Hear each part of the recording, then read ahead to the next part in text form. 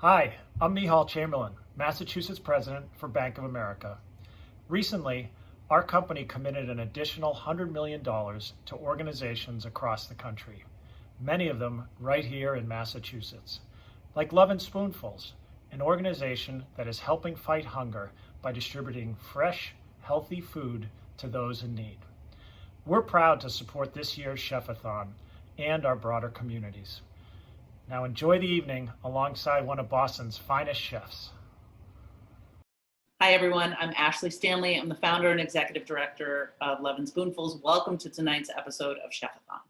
So to those of you who are new to the Lovin' Spoonfuls family, Lovin' Spoonfuls is a food rescue. We take food that's otherwise being thrown away and we upcycle it into the social service stream. We work with almost 250 partners to make sure that over the last 10 years, we have rescued and distributed over 17 million pounds of fresh, healthy food to folks who don't have consistent access to it for themselves or their family. Each week, we rescue about 75,000 pounds and we feed about 30,000 people each week as well. Our work is needed more than ever right now, and your support is instrumental in making sure that we can stay on the road doing our work. I am so excited to welcome my dear friend and Spoonfuls Culinary Board member, Andrew Zimmern, here for a cooking demo tonight. I cannot wait. This is going to be so wonderful. And then after the demo, he's going to join me and a mutual friend of ours, Lisa Grimm. We've all known each other almost 20 years for a conversation about sobriety and recovery in hospitality and around the food space, something that's really prevalent these days. And I'm really excited to catch up with both of them. I think all of our careers have wound up in and around food. And I don't know if any of us knew that we would all sort of come back and intersect in this way together. So I'm really excited about that. I want to again thank the sponsors for this week for Chef-a-Thon. Both Bank of America and Little Leaf Farms have been incredible partners for Lovin' Spoonfuls. They have been supporting our work for years and they're wonderful community partners. So thank you to both of those organizations for giving us such tremendous support. And I want to thank you for joining us, whether you're joining us just for this episode or you've been with us for all five. Your support means so much, especially now during COVID. We love to have our events and we miss being able to engage and interact with all of our supporters. And this is sort of the second best way we know how. So we thank you for joining us. Have a great time tonight. Thank you so much.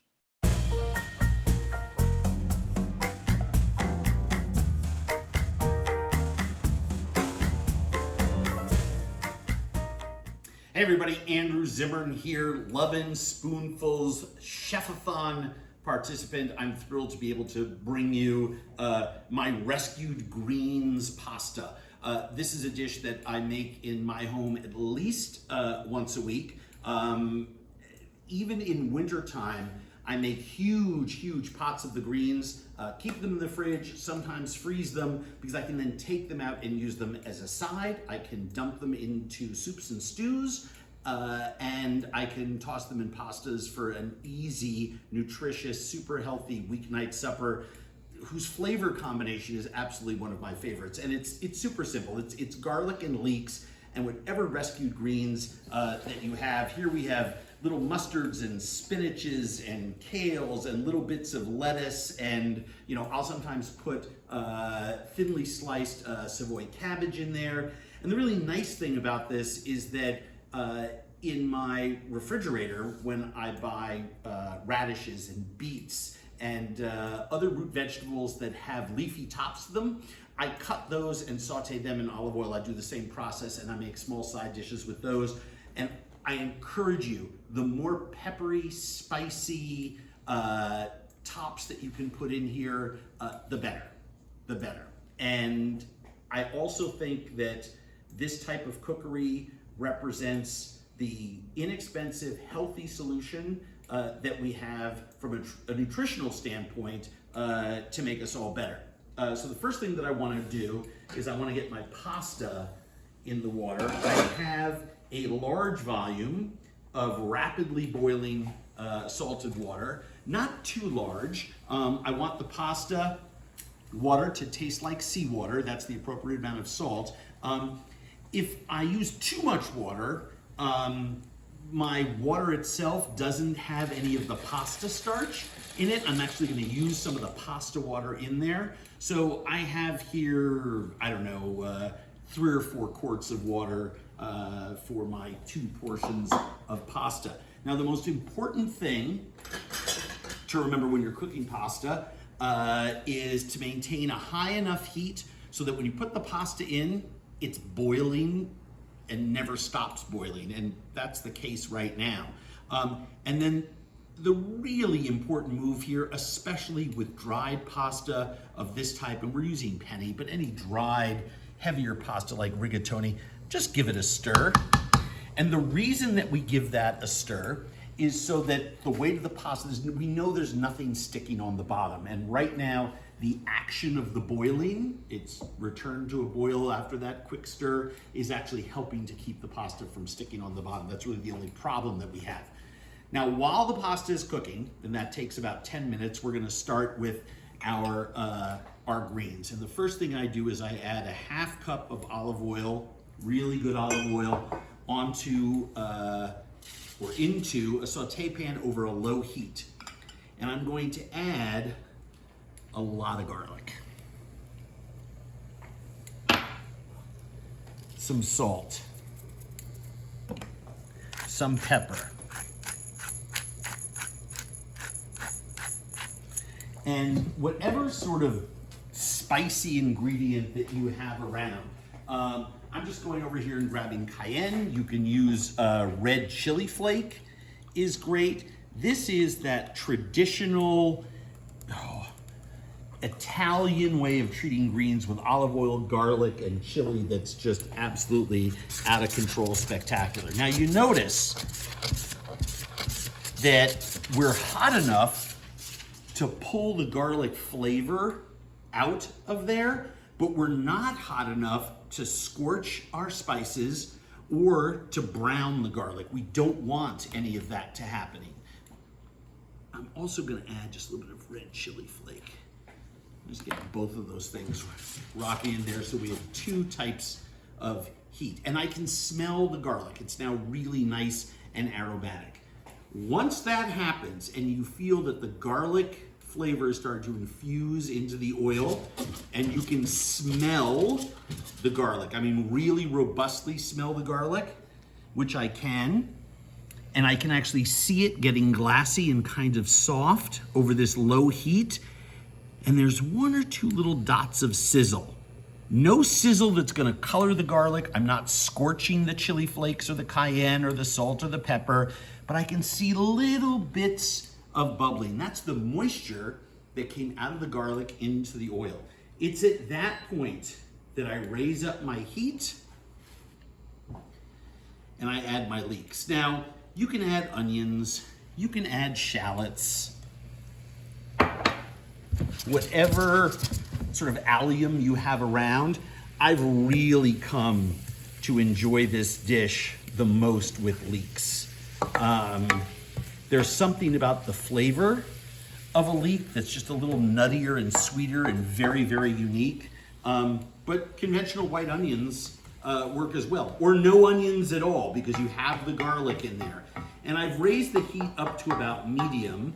And the reason is I just want to gently sweat the leeks in that olive oil. And the reason that I'm doing it gently is that while the leeks themselves are giving off some moisture into the pan, and you can't brown in the presence of moisture, so we're cooking safely, we're not going to scorch our garlic, we are cooking the garlic some more, we are cooking the herbs some more, and eventually that moisture in the leek is going to disappear.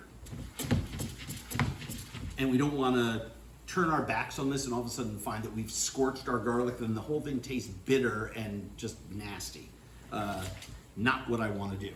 I'm going to season again, try to pull a little more moisture out of those leeks, and we're just going to let that go.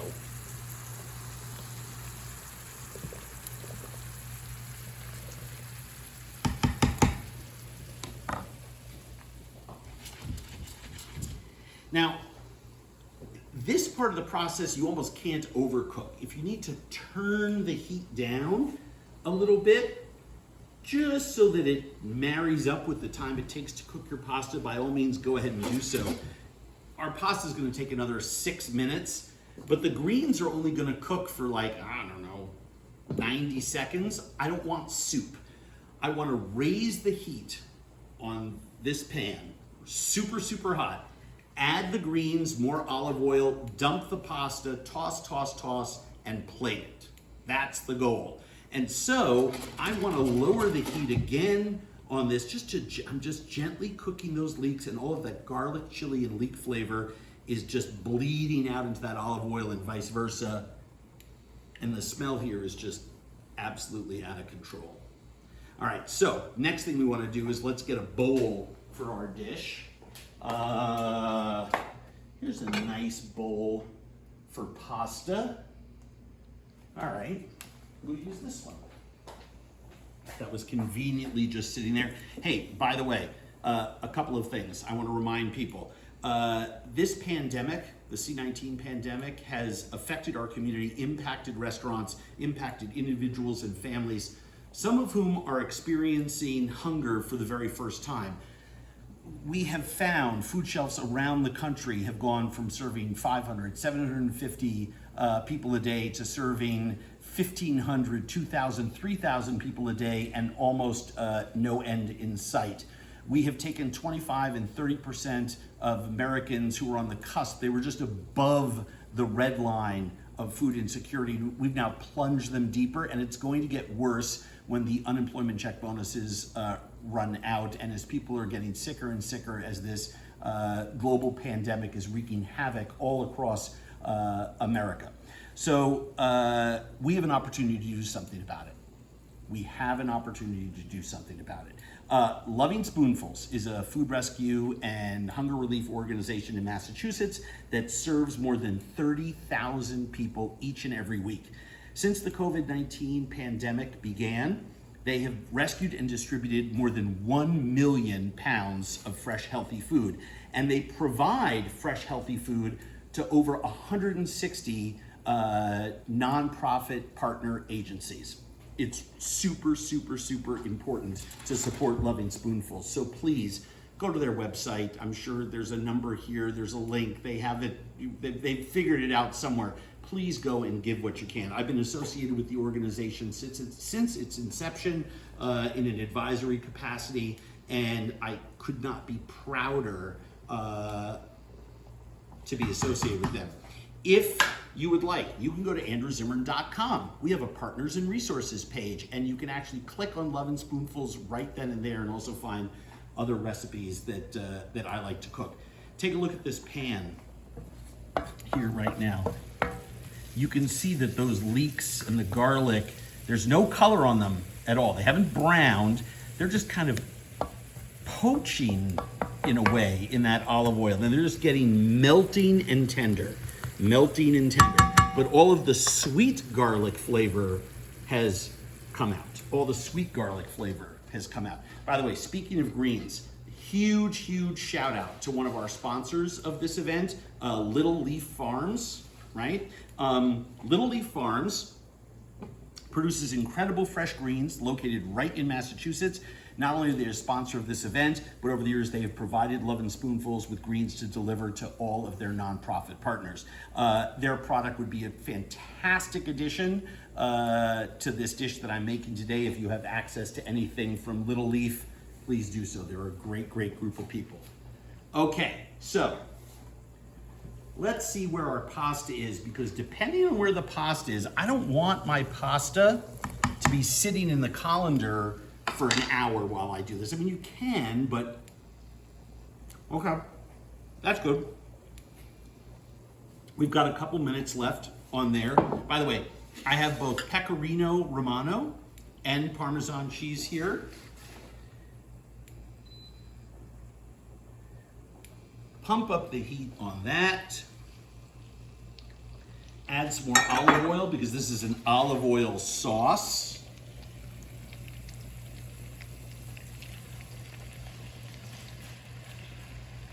And add our greens.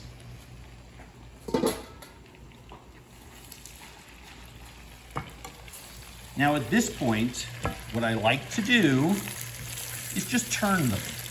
And the reason that I turn them is I want the hot leeks and garlic to help cook this dish. And then the very last flavor that I want to add is lemon zest. And the reason that I don't add the lemon zest earlier is that the acidity, the brightness of the lemon zest decreases with every minute it's exposed to heat. And it's different than lemon juice. It's a deeper and slightly different lemon flavor. It's sweeter. So I'm just putting my lemon zest of one lemon. Whoop! Don't drop the lemon. Right in there.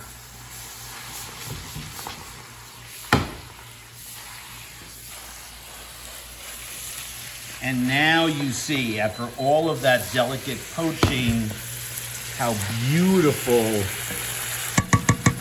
this is. I'm going to slide that off the heat. Test our pasta. Perfect. Had that nailed. Now, I'm doing this in a colander in a bowl because we're on Zoom. Normally what I do is I just dump it in a colander placed over a small bowl so that I can retain some of that pasta water. And you see what we were talking about with the starch that's in there? So now what I'm doing, I'm going back onto the heat, because you can only add so many greens at a time because they've got so much volume. But once they wilt, and I like lots and lots of greens. I want more greens than noodles in this dish, right? So, there are those greens.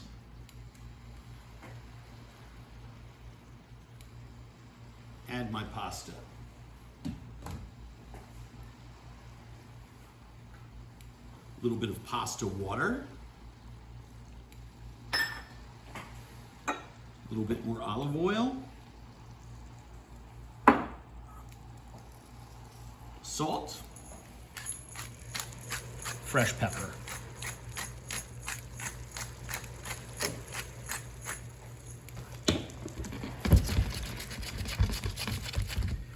And I've got this now back on high.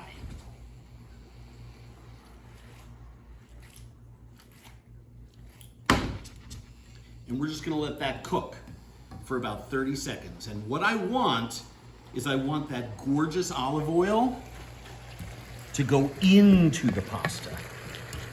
I want that garlic flavor, the juice from the greens, the pasta water, everything to mingle together in this dish.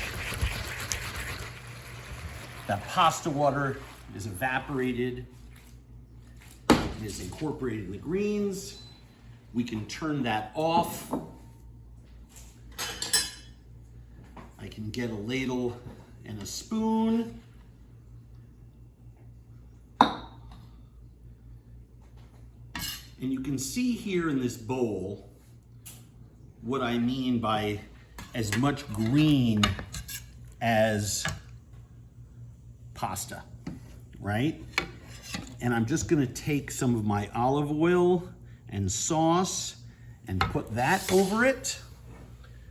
A little bit of parm, a little bit of pecorino romano, and that's it. Super simple, easy, fast, as long as it took me to cook the pasta. Remember, that's what I put in the pot first, is how long it took me to cook the greens.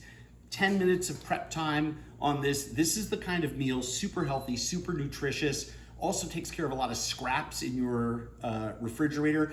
You can do this with limp carrots, limp celery, some greens, anything that's dying in your vegetable bin. It's a great way to prevent waste. Sauteed in olive oil with garlic and chilies, maybe a little bit of leek or onion for flavor, and olive oil, and you have this incredible dish. Super simple, super easy.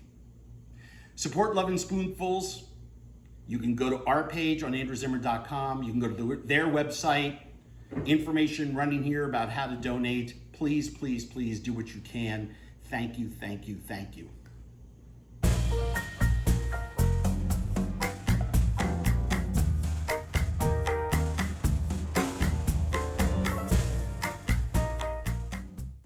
Hi, you guys. I can't believe that it's been literally like, I don't know, maybe 15 years since we've all been in the same room together. I feel like we've all known each other probably 20 plus years between the three of us. And when we met, we were at different points in our lives and careers and doing different things. And I don't know, I wanted to check in. What were we doing when we all met? Trying to find out what we wanted to do for the next couple of decades, I feel. Struggling to find answers. Sadly, I find myself now as the result of everything that's happened in our world over the last 2 or 3 years, doing that same soul searching again, and some of that same physical searching again. My life today reminds me of one of my favorite pictures that's on my phone, which I found online from the first Women's March after Trump was elected. I was there. And it was someone's grandmother. It was a much older lady, very elegant, very chic, fun glasses, casual clothing. And she was holding up a placard that says, "I can't effing believe that I marched throughout the 60s and 70s to fight for everything I believe in, and now I have to do it all over again." Yeah. And it summed it up very neatly for me. And I feel like for many of us, we're sort of back in that same place for a whole variety of reasons. Agree. It feels that way to me too. Yeah, I would echo that in so many respects. I mean, God, I was like 18 or 19, I think, when we met, and, just getting sober and really starting kind of that first wave of a really big awakening of, how do I live this better life, and how do I live in honor of my truest truth that I knew to be true at the time, and really kind of laying that foundation for, what would come next and what I would build and create and then give, and so been on that journey ever since. And Andrew, I would echo that in so many respects. A lot of changes and twists and turns in my life in the last few years, and kind of leaving a big corporate job and had some really great success and a lot of wonderful adventures, and then pivoted to really go inward again and do some service and work with a lot of nonprofits and take a travel and service sabbatical. And then here we find ourselves now in this period of slowing down and having really a collective awakening. Some of us are anyway. So it's good to be here. It's good to see both of you. Yeah. I mean, I see Ashley more often, but it's great to see your face, Lisa. Ditto, Andrew, ditto. I remember meeting you guys probably at the same time, probably like on Summit, like in 2000. And here we are literally 20 years later. And I so relate to, Lisa, everything we were talking about the other day, and Andrew, what you just said about, for me, I feel like the longer that I stay clean and put time together, the world can unravel in so many different ways. And I feel my recovery working harder, feel my recovery working in a different way, sort of the more unmanageable life around me. It has to, though. It has to. My sponsor told me 28 years ago, after I was expressing concern to him about a conversation that I had, and the the spiritual system that I try to live by always has me questioning what's my part in this? What am I doing? It's in a sense, it's a very healthy, self-centered snapshot inventory that I take sometimes, even in the middle of a conversation with someone.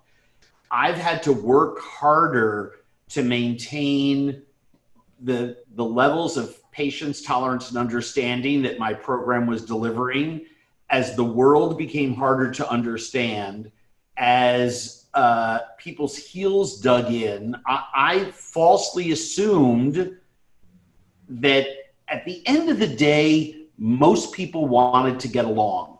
And I'd like to still believe that's true, but I find myself becoming more cynical, and I have to fight that. I have to fight that feeling, because the more cynical that I get, the more prone to resentment that I am. The more prone to resentment that I am, the less empathetic, the less happy I am, the greater a risk there is that I'm going to be an asshole to somebody. And so maintaining a positive mindset, I'll just give the quickest example. While we're in the middle of the greatest humanitarian crisis to face our country since the Civil War, I think I could accurately and successfully debate that with anyone. The greatest humanitarian crisis to face our country since the Civil War, and our federal government's response to it is essentially nil. And in fact, I shouldn't say that, is actually to fight what the experts in the science are saying will actually heal ourselves physically. You know, refusal to come out with a national mask program, refusal to actually address, federal public health policy, canceling their own experts, taking data collection as a duty away from the CDC and internalizing it essentially in the White House and the HHS. Those are things that happen in, tin pot dictatorships in the 50s and 60s. I studied them in college. That's happening now is an extreme challenge for me when I see people that I know getting sick and in some cases dying. So that's a real struggle for both my personal program in maintaining an attitude of gratitude as a recovering person, but it's also extremely challenging as an activist and humanitarian and social justice soldier, because that's fully 30-40% of my life. And so it becomes an extreme challenge. It feels like, I don't know if any of you have gone to a gym and run on a machine as opposed to jogging somewhere, but there's a button you can hit where you can tilt the angle so it makes the jog harder. I feel like every day I get up and the universe is just making the jog harder and harder and harder.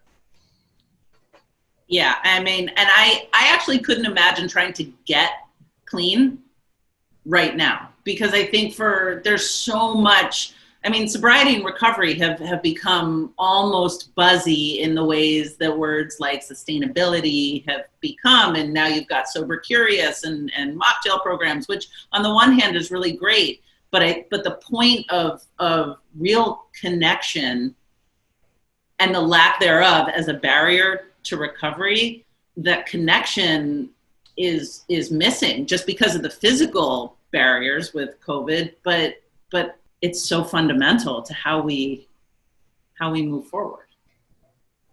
Yeah, it's interesting, actually. Right at the beginning of COVID, I worked with a nonprofit who serves as just a recovery resource in the Minneapolis-St. Paul area. And we did a really great event, partnered with a business, raised some funds, et cetera, but they had obviously shut down and pivoted their entire operation. But one of the things that really fascinated me in working with the executive director of this organization is she made a comment saying, I'm so glad liquor stores are an essential business because, all of the systems were down, right? Detox, treatment programs were trying to figure out how to actually facilitate bringing inpatient folks in, so on and so forth. The whole system, AA meetings were no more, all of that, and everything going digital. So she actually said, so glad liquor stores are an essential business because people being able to actually medicate themselves during this time. Now that time has obviously become very long. And so that has its own set of problems, but it floored me that she said that and was just like, it's better to be medicated than to try to get into the system of recovery right now. And it was just like, yeah. How long ago was that? I think that would have been about March, maybe like March 20. Yeah. It's fascinating because, the smartest, most creative, most pivot friendly folks are food people and recovering people. Maybe I'm just biased because that defines 99% of my world. But it's really amazing to see the creativity and the response. It was almost like the recovering community didn't shut down in March. It pivoted quickly into Zoom meetings. It came up really fast with solutions. And it took going through March and into April to figure out what the next step would be, because I think everyone was missing that ability to have a cup of coffee with someone. It's not just going on the Zoom meetings are great. I've been doing them like crazy. And obviously now here in Minnesota, there are meetings outdoors and outdoor meeting in California that some of my friends go to where they're socially distanced and with chairs, and they're really creative. They have this megaphone, and everyone wipes. I mean, it's really hysterical because if you're sitting far apart and you're on a beach, you have to shout in the wind. But I had a friend who went to treatment and was in treatment for 5 weeks, basically all of March and into a couple days in April. And I was sort of trying to, be there for them as someone to talk to every day, as a resource while they sort of found their footing. And they dealt with Zoom meetings for a couple weeks and Zoom outpatient work that the treatment center that they had gone to had set up. And it was really shaky ground for them. They felt that there was something missing. And this was a newcomer, right? And what was incredible was that through the Zoom meetings and through that person doing what we all know to do, which is be honest and speak your truth, the response that he got was overwhelming. People from the Zoom meeting drove by his house and shouted from the car window, called him like, come out on your porch. And they would have these, but before the term social distancing even became part of the popular lexicon, people in recovery were helping other people by doing the common sense thing. I can't get next to you, but I'm going to do the next best thing. And I think about that and I find that really inspiring. It's also really crushing now that I see, big cities, Houston, Dallas, Los Angeles, Phoenix closing down again and being very scary places to be around other people because of the explosion of COVID cases and death, because I do think that is once again another hurdle for someone, especially in early recovery.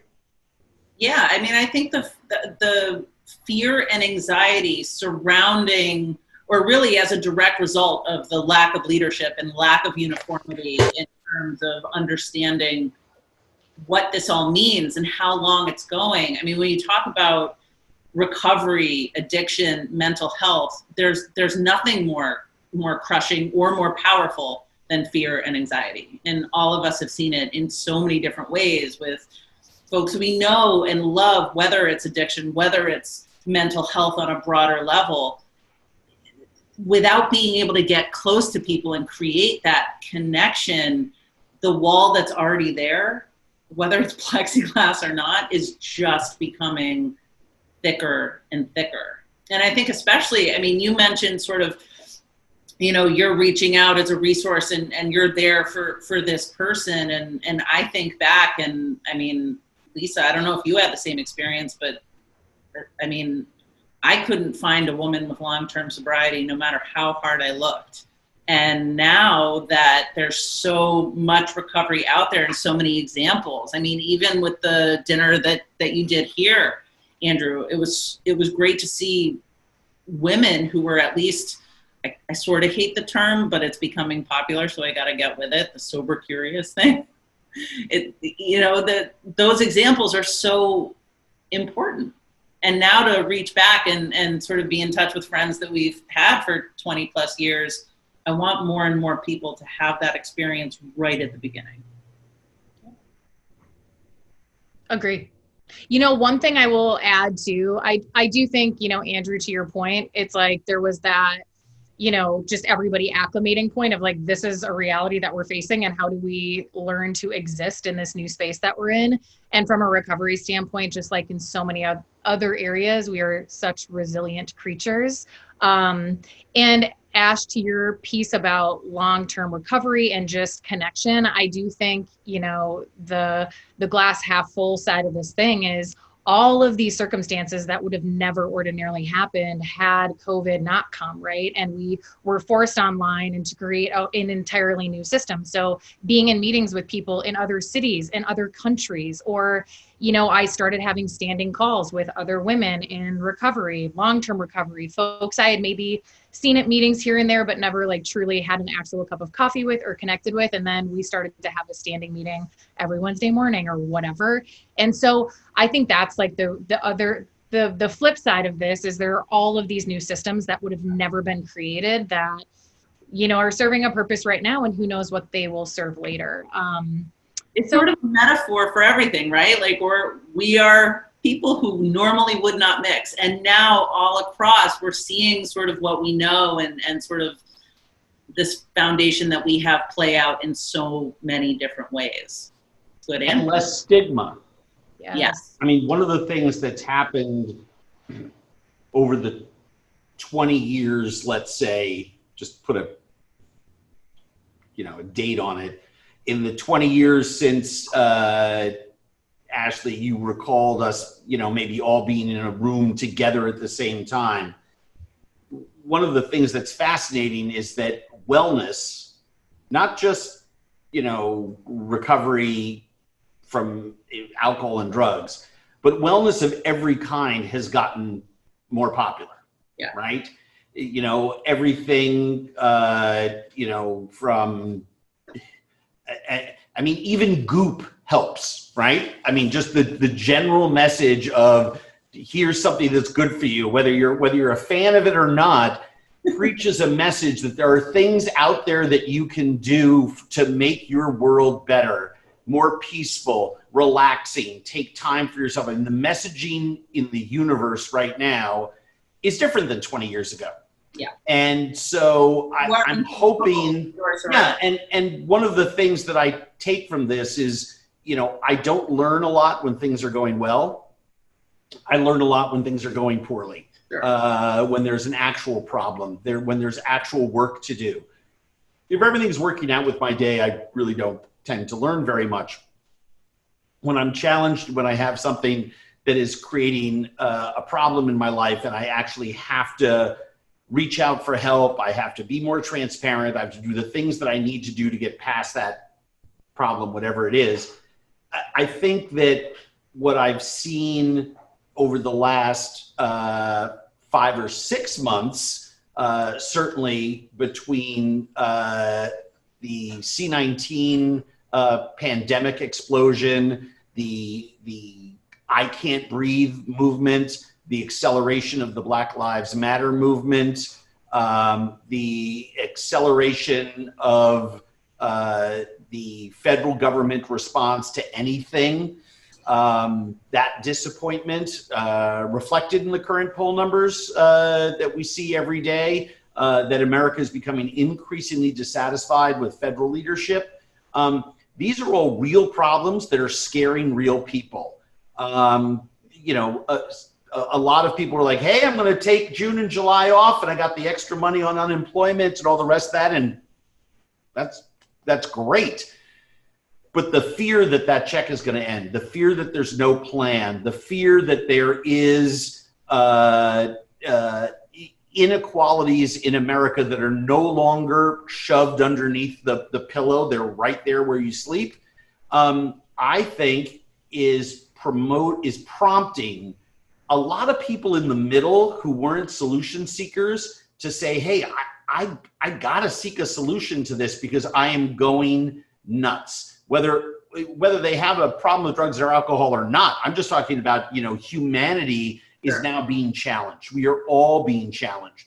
So, and I say this, all the time to groups that are non-recovering, professional groups that I talk to, food people, entertainment media, whatever, that I feel very strongly that I'm lucky I'm blessed that I'm an alcoholic and an addict. I have tremendous gratitude for it because it forced me to create a spiritual system for myself that allows me to match any calamity with some degree of serenity, right? I actually have an internally organized plan for myself for whatever, life fires at me from point blank range. So consequently, the thing that I hope for the most for the rest of the world is that everyone develops that for themselves, and people are developing that for themselves to match this. I mean, I have friends who, had no spiritual system whatsoever, but 5 months locked inside their house, you're darn right, they're seekers now, which is an incredible, incredible thing. And so there are little silver linings that I'm taking that keep me going from day to day because the big ones are hard to find. And I think that piece of acceptance or the impulse or even being forced to accept reality, like COVID has sort of put everything to a screeching halt, it really gives you sort of a violent shove into sort of understanding life on life's terms and what is being thrown at us. And in terms of the social equity piece, I mean, Lisa, you've worked at a major grocery retailer at a global level. Andrew, your work really needs no introduction. And as far as Spoonfuls goes, we're seeing folks who are now falling below that razor or thin line of poverty that will stay there much longer than COVID is around. And so where we see things disproportionately affecting the world, the moment of sort of reckoning and equity and justice, I think seeing you guys at different points in your career, but being able to have some significant influence.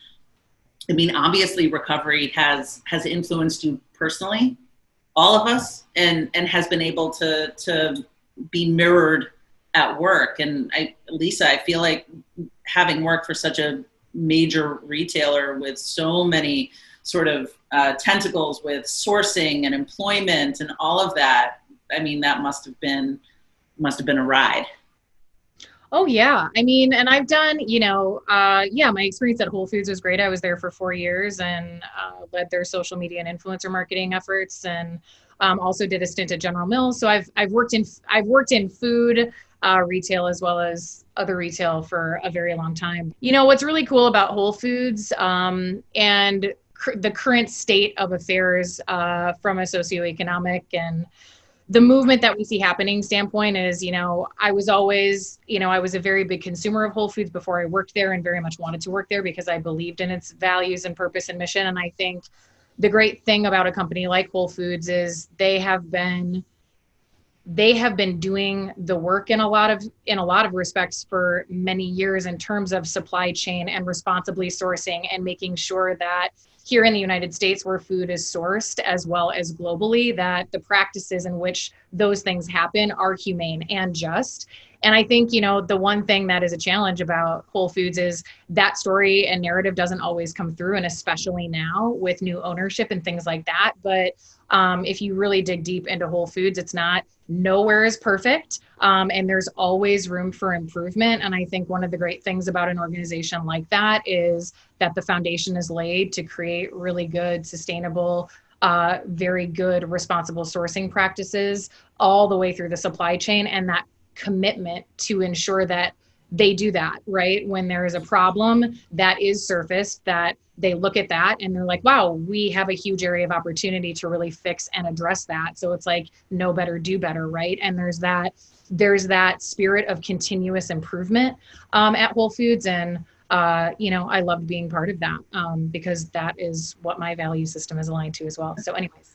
but that's got to cause a huge problem for you right now, because I mean, I just love that last little phrase you use, know better, do better. Yeah. We assume that's what I was referring to at the top of our discussion. My great disappointment is that there's so many people who are like, I guess it's know better, ignore more. And that scares the crap out of me. I also feel like many days when I wake up, I don't have enough life jackets to throw out of my dinghy. Like I found, a year ago, every morning when I got in my little boat and rowed across the day to get to the other side of the lake by 10 o'clock at night when I would go to bed, I needed 5 or 6 life jackets around just in case a problem happened for me or someone I knew, or I came across somebody in the water drowning. I had some equipment to help.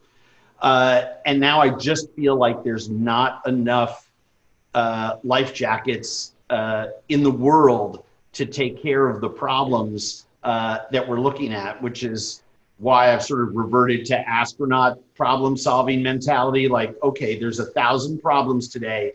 I don't have room for 1,000 life jackets, but I can go one problem at a time and solve them sequentially, because maybe I don't need 1,000 life jackets. Maybe I can use some other tools and I only need 5.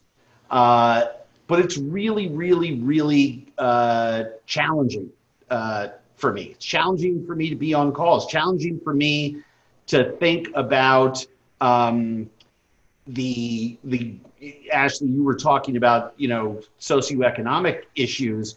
We've pushed another 25% of America demographically into the underclass. Yeah. And, it's so difficult to lift people up and out of poverty. It's so difficult to lift people up and out of injustice. And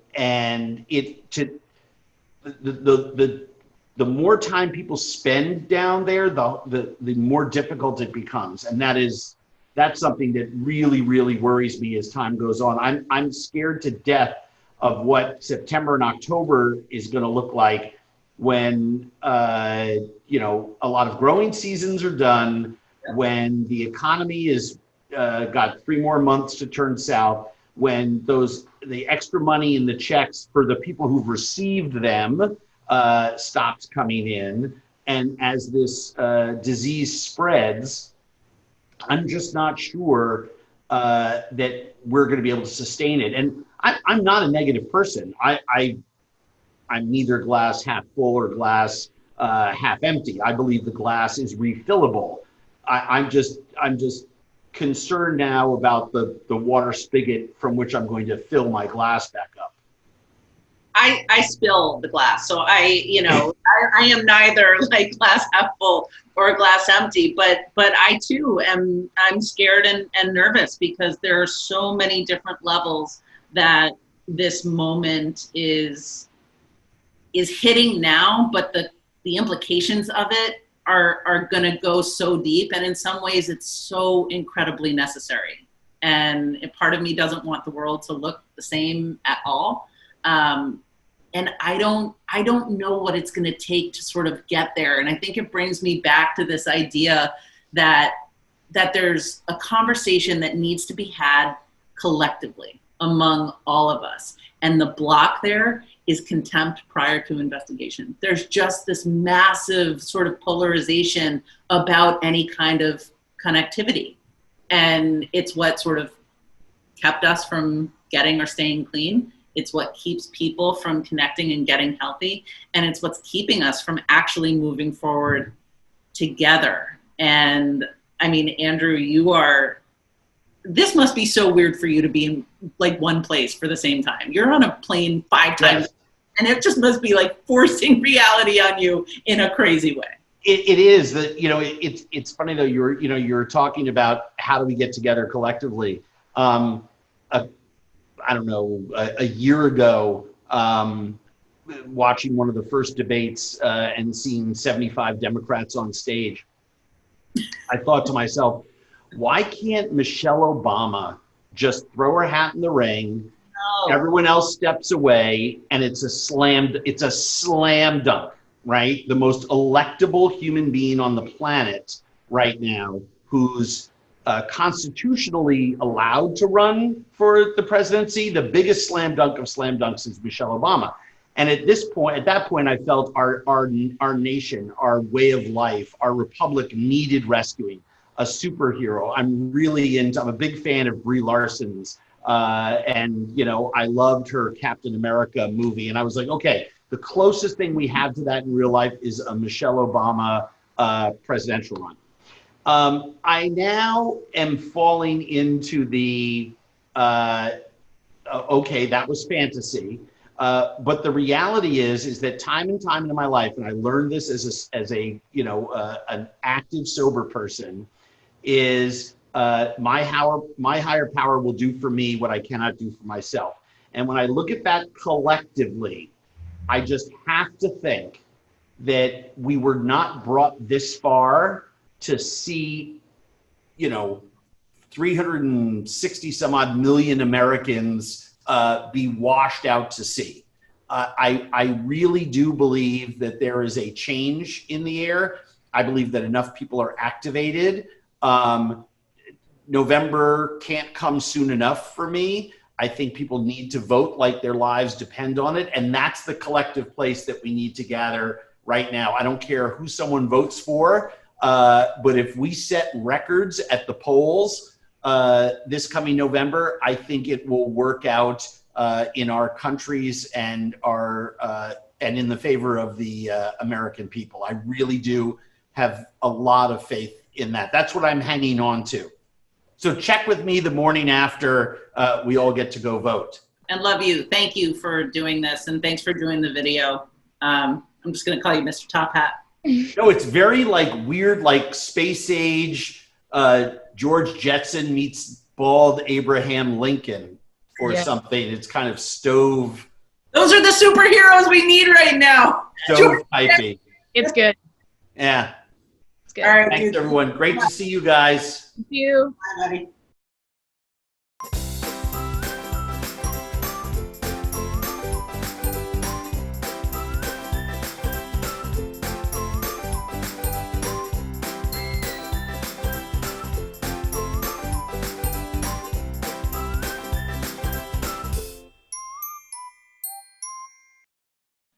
Hi, everyone. Thank you so much for joining us tonight. This was so awesome. What an awesome cooking demo by Andrew. Thank you so much for doing that.